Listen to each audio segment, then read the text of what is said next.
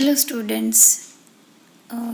Today again we are with our topic air pollution analysis unit number 1, and today we are going to discuss about the last point, analysis of SO2, H2S, NO, NOx, CO, CO2. So first of all we discuss about analysis of SO2, means sulfur dioxide. Sulfur dioxide has been measured in air, in water, in stake gases, and in food and beverages. Stake gases mean gases comes out from chimney, stove, or other sources. Methods for determining levels in the air include ion chromatography, titration, colorimetry, mass spectroscopy, conductometry, amperometric detection, flame photometric detection, and turbidity. So these all are the methods for analysis of SO2 or determining the level, content, percentage of SO2 in air.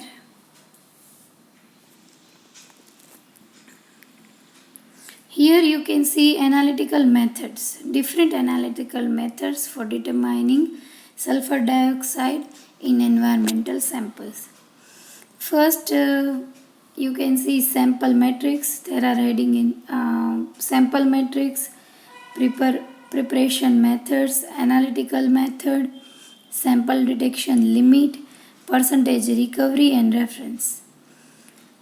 So sample matrix is air. Preparation method, collect on cellulose filters saturated with Na2CO3 preceded by a cellulose ester membrane, oxidize sulfite to sulfate with H2O2, elute with NaHCO3, NaCO3. Right? So this is how it is a preparation of method, and analytical method is ion chromatography, and sample detection limit is 3 microgram per sample. So you can see another methods also. There are many methods like titration, colorimetry,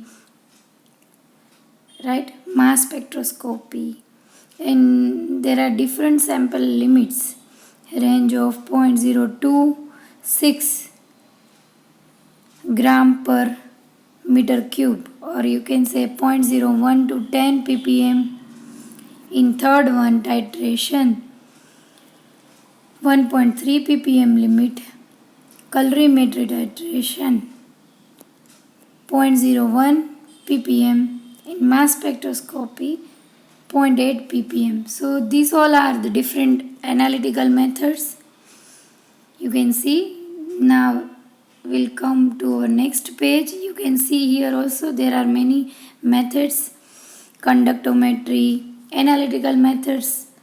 You can see analytical methods like conductometry, amperometric detection, ion chromatography, colorimetry, and many more. And there are different limits, and preparation of methods are also different. So this is how we can analyze sulfur dioxide in environmental samples. You can also see many more methods: FTIR, IC, PFD, AT, and a simple titration method. These all are the samples of stake gases. We come to the next page.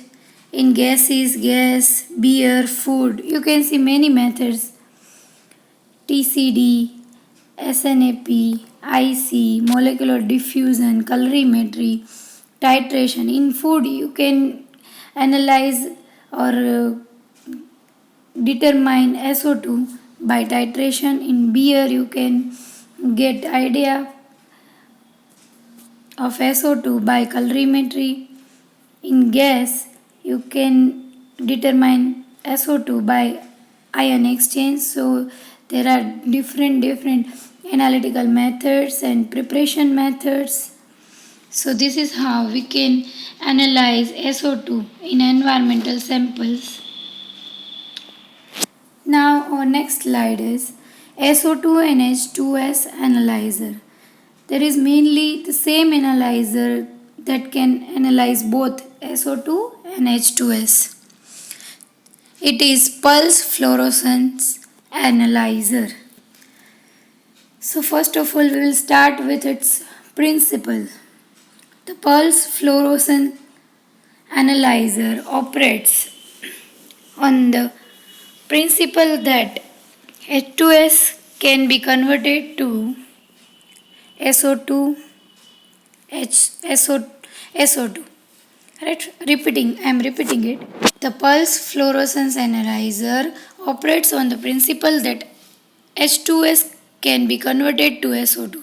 So in H2S analyzer, first of all H2S converts into SO2. Then SO2 molecules absorb ultraviolet light and become excited at one wavelength. Then decay to a lower energy state emitting UV light at different wavelength.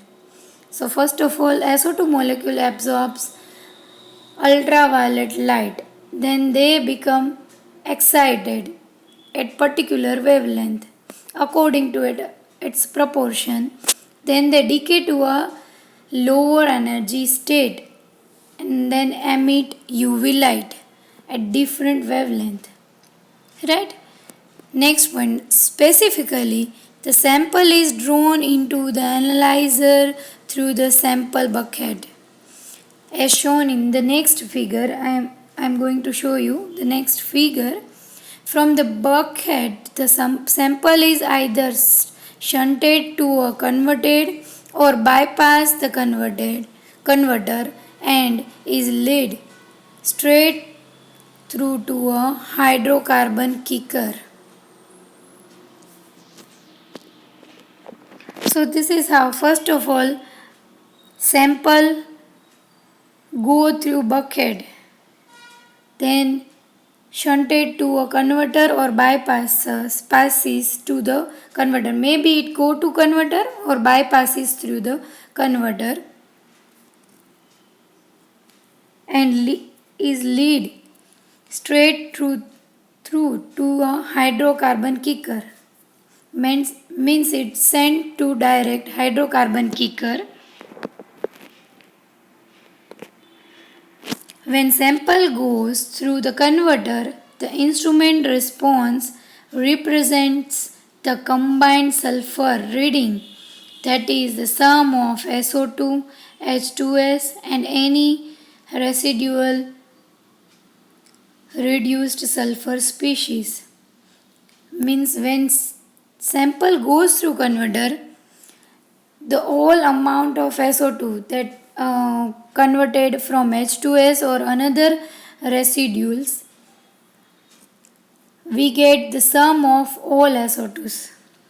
When bypassing the converter, the instrument reads SO2 only. The difference between the two signals is the inferred H2S reading. Means whenever a sample contains H2S, we see our method in earlier slide that it goes to sample bucket, then it passes through converter. When H2S convert to SO2 and from converter all gases pass through converter and in the form of SO2 and in the sum of SO2. In another case, when we bypassing the converter, then the instrument reads only SO2, means direct SO2 it can read. So when we take the difference of two signals, we get the inferred H2S reading. Means by the difference we get the reading for H2S. Here you can see pulse fluorescence analyzer flow chart, flow sheet diagram, right? First of all, you can see sample bucket, then sample goes to converter valve, or you can say there are valves. You can direct bypass it, or you can enter it into converter, whatever you want to do. Then it goes to kicker, hydrocarbon kicker. You can see here pump, vacuum, pressure, then capillary flow sensor, pressure sensor, optical batch, exhaust, everything in the flow sheet diagram. On next slide, I am going to explain you the working up of instrument. The sample, whether coming directly from the bucket or processed in the converter, then flow through a hydrocarbon kicker. Means if sample is coming from direct bucket or it coming from converter, then it goes to hydrocarbon kicker. Then what happened in hydrocarbon kicker? The hydrocarbon kicker removes hydrocarbons from the sample by forcing the hydrocarbon molecules to differentially permeate through the tube wall. So this is how hydrocarbons can be removed from the samples. The SO2 molecules pass through the hydrocarbon kicker unaffected, means there is no effect on SO2 molecules from hydrocarbon kicker.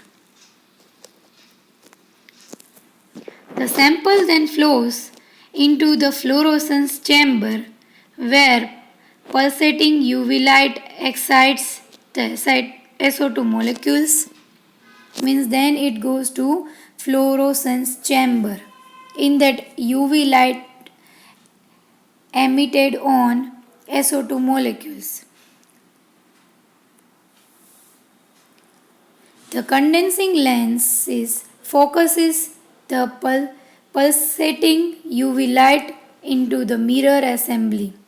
The mirror assembly contains 4 selective mirrors that reflects the only wavelength which excite SO2 molecules. So these mirrors are selective for the wavelength of excited SO2 molecules. As the excited SO2 molecules decay to lower energy states, they emit UV light that is proportional to SO2 concentration.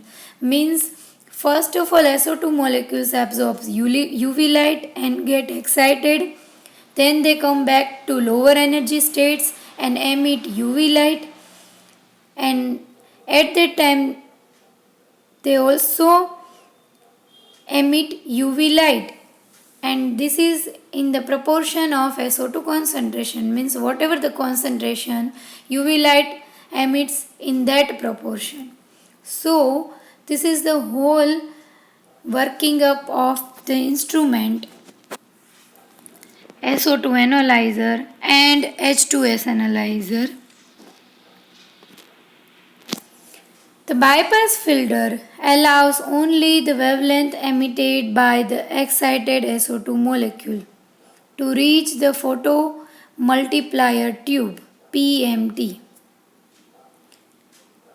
Means from the bypass filter it can only passes SO2 molecules, not another molecules like H2S and another gases, right? The PMT detects the UV light emission from the decaying SO2 molecules.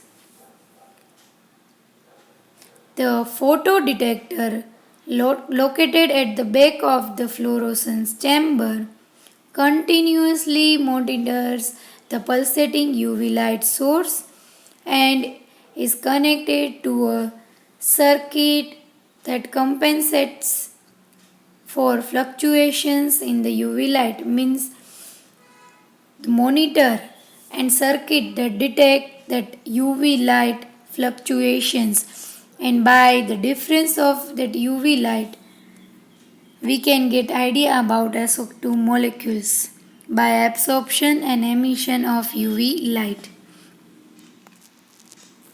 As a sample leaves the optical chamber, it passes through a flow sensor, a capillary, and the shell side of the hydrocarbon kicker. The analyzer outputs the SO2, H2S, CS ranges concentration level to the display. Means this is how the whole instrument is working on, and we have this all things: sensor, capillary, the shell side of the hydrocarbon kicker. We have seen it in our flow sheet diagram in earlier slide. Now we'll come to our next point: analysis of NOx, means nitrogen oxides and different nitrogen oxides. Then first of all we'll see how we can analyze NOx. Nitrogen dioxide is commonly measured using automatic analyzer that run 24 hours a day. So mainly we are using automatic analyzers for NOx.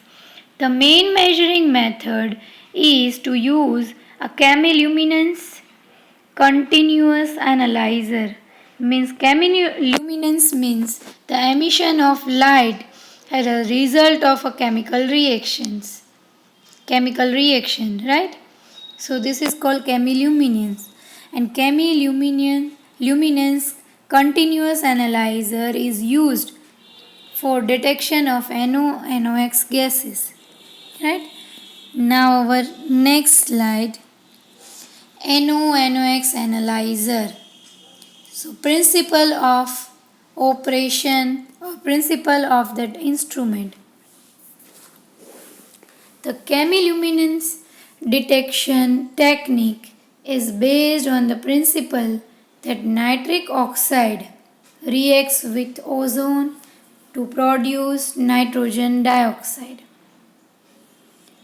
So chemiluminescence detection instrument is depend on the technique of first reaction of nitric oxide with ozone O3 and produce nitrogen dioxide. 10% electronically excited nitrogen dioxide and oxygen. Following the NO3 reaction, the NO2 molecule immediately revert to NO2. This process creates a light emission directly proportional to the NO concentration in the sample. So this is how the principle of the instrument. This process creates a light emission directly proportional to the NO concentration in the sample. Means light emission is depend on the concentration of NO. Means the quantity of emission is according to the quantity or proportion of NO concentration. The intensity of the resulting light emission is then measured by a photomultiplier tube and associated electronics, and NO2 to NO converter is used for NOx analysis.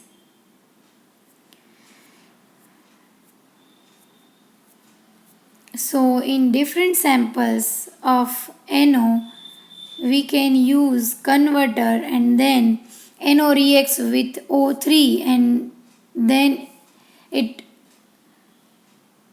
pass through the meter and then get excited and emit light, and we can detect it by the photomultiplier too. So this is the principle of the instrument of NOx analyzer. This is a schematic flow diagram of NOx analyzer. We discuss it in detail in our next slide. First of all, you can see air or oxygen inlet. There is air inlet containing NOx gases. Ozone generation, then ozonized air or oxygen for chemiluminescence reaction, means then sample goes to chemiluminescence. You can see reactor chamber, window, and on photomultiplier tube, means then it goes to photomultiplier tube, signal to electronic circuits, right? So we get signals on electronic circuits, sample capillary, pump capillaries, sample pressure valve, and you can see converter, NO2 or NOx to NO converter or NO. Here you can see pump, flow controller, sample inlet, NO2 to NO converter, and this is the whole schematic flow sheet diagram. We will discuss it in detail in our next slide. The working up of instrument. First of all, we'll see main features of this instrument. Measures NOx in stationary source monitoring application.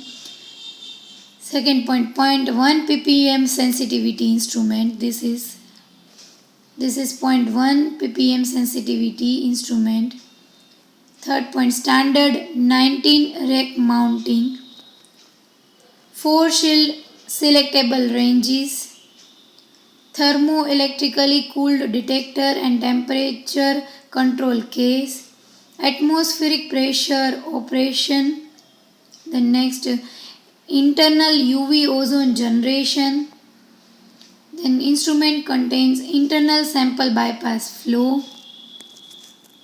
Internal sample bypass flow and automatic air switch prevents ozone damage. And 4 and 1/2 digit LCD display in ppm NOx, means you can get NOx in ppm. So in this way there are many instruments of different companies, but we are discussing of selected one, and these all are the features of instrument. Now we will discuss about our next analysis of CO2.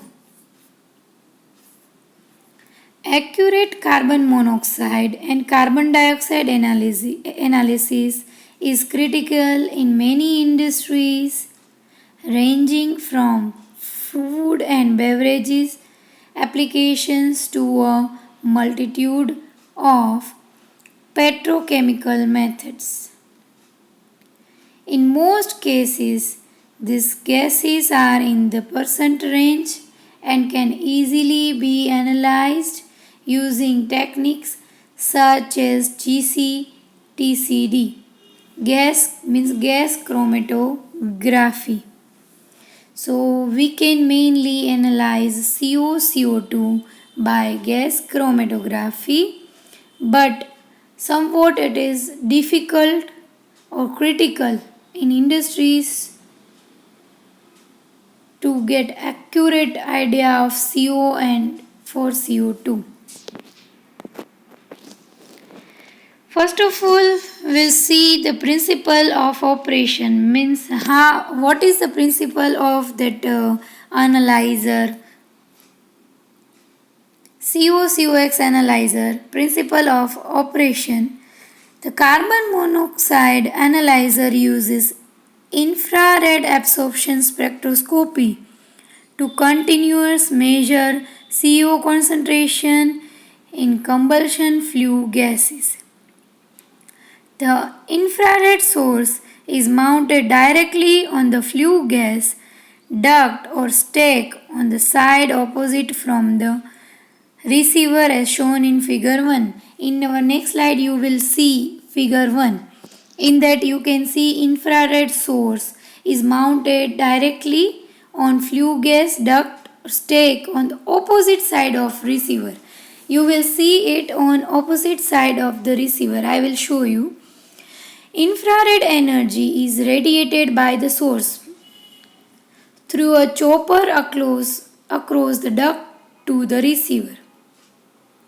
The receiver employs gas filter correlation and narrow band pass optical filtration with two solid state detectors to determine the absorption of radiation by CO in the flue gas.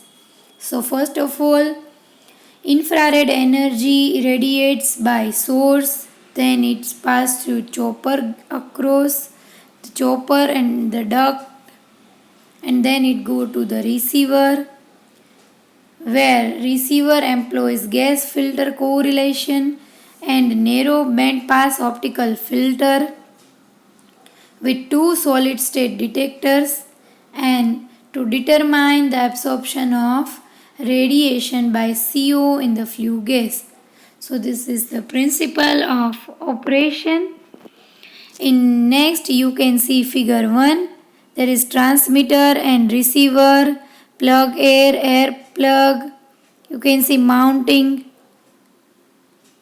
site, isolation valve, pressure regulator, power supply, signal producer, and everything you can see in this figure 1.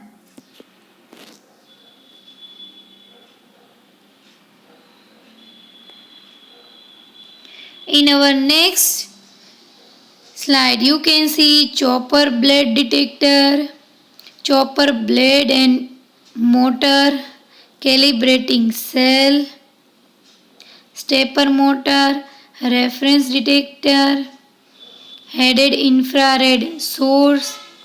As we have discussed in earlier slides, control detector. This is how transmitter is. Then what is inside the receiver? You can see here detector D2, detector D1, gas filter, beam splitter, interference filter. So this is how inside of the instrument. In figure 2 you can see the inside of transmitter and receiver of the instrument.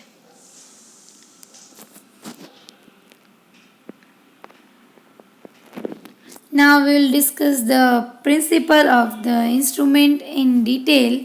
So from figure we will also discuss about that. Figure 2. These principles are illustrated in block diagram form in figure 2.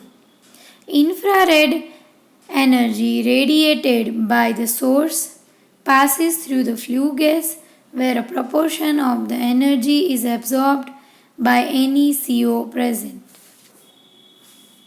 Means first of all, infrared energy radiates by the source and then it passes through flue gases, the gases in which we are going to check the CO proportion, where a proportion of energy is absorbed because of CO presence.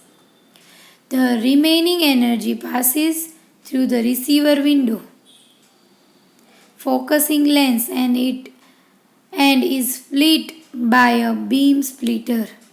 Means remaining energy passes through the step by step these all parts of instruments, and splits by a beam splitter. The split beam is directed to two separate detectors, the process measurement detector and the reference detector. Means there are two detectors, measurement detector and reference detector, and split beam is passed through that both detectors. The process detector reads the infrared signal coming from the CO in the combustion flue gases.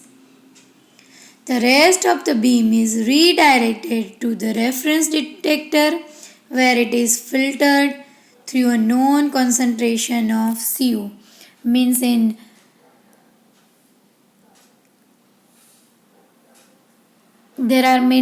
we have discussed mainly two detectors, right?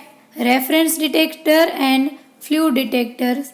So process detector we have flue gas coming from combustion of flue gases, and in reference detector we have the known concentration of CO.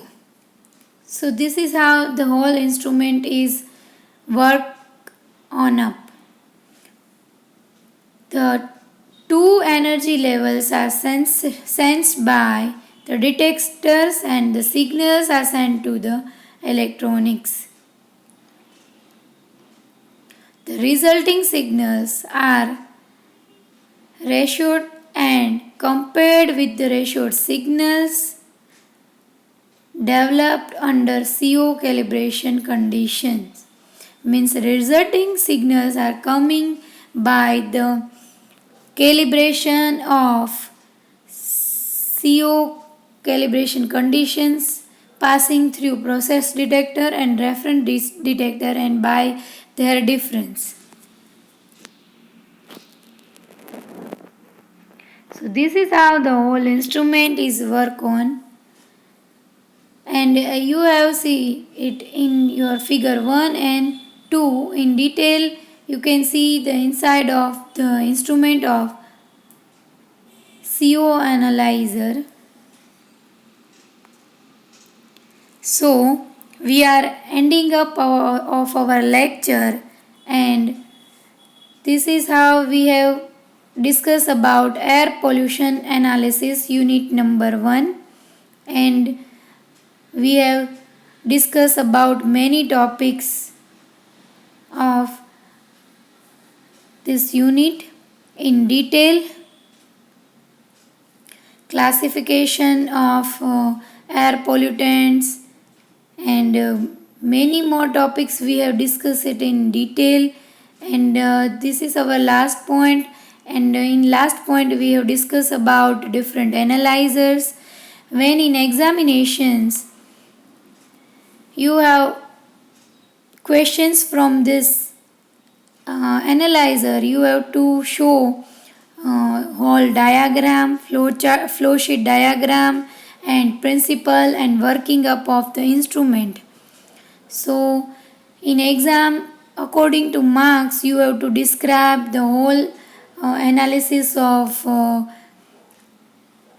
particular gas like SO2, CO, CO2, NO, NOx, and H2S.